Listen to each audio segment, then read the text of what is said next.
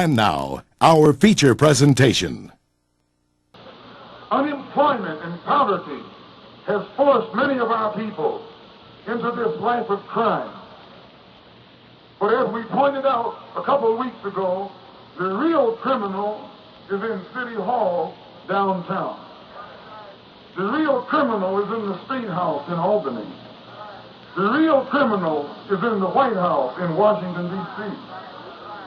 The real criminal is the white man who poses as a liberal, the political hypocrite.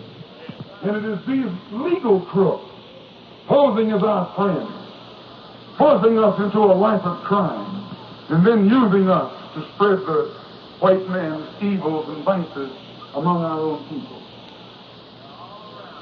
Our people are scientifically maneuvered by the white man into a life of poverty. You're not poor accidentally. He maneuvers you into poverty.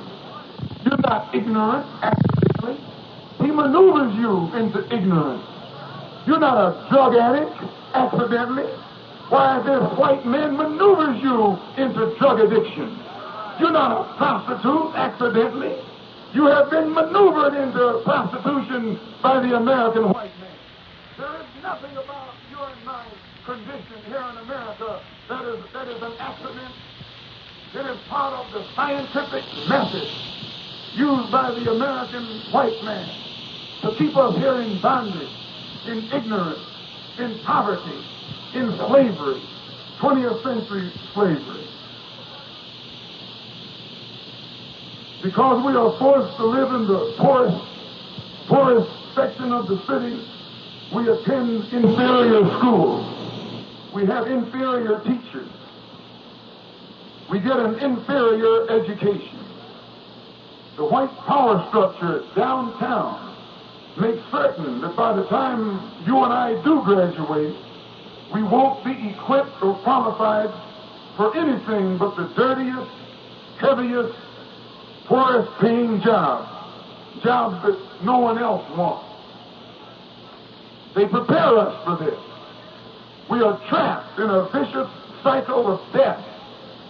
Inferior jobs, inferior housing, inferior education, which again leads to inferior jobs.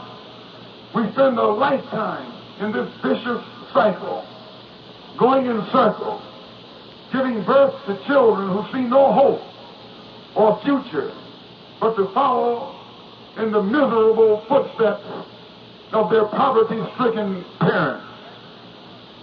We saw no solution to our problems. We saw no real leader among our people. But today the whole world is talking. They're talking about the divine solution that he has received from the God of our forefathers. Not a temporary solution which will benefit only the hand-picked upper-class Negroes, but a solution divinely designed to solve the plight of the black masses permanently and forever. But the government does not want our people to listen and understand the solution that God has given, because the government is against God. I say the government is against God. In order to trick our people away from God's true solution, the government is trying to deceive you with a false solution, a phony solution, a deceitful solution called token integration. Don't you know tokenism is a drag? When you go to the subway for a token, is that token money? No. It's a substitute for money. It's not the real thing. It's a substitute. It's a pacifier. When your baby starts crying at home because it's hungry, and you don't want to give your baby any milk, what do you give it? A pacifier, a substitute, tokenism. And that's the same thing that this blue-eyed white man is tricking you and me with today. He hears you crying out like a baby for freedom and justice and equality. And knowing that he can't give it to you, he sticks a pacifier in your mouth. He gives you tokenism, little crumbs, He sticks a couple Negroes in the University of Mississippi and tells you it's integrated. And a couple more in the University of Alabama and tells you it's integrated. And another one in the University of South Carolina and tells you that that's integrated. That's nothing but tokenism.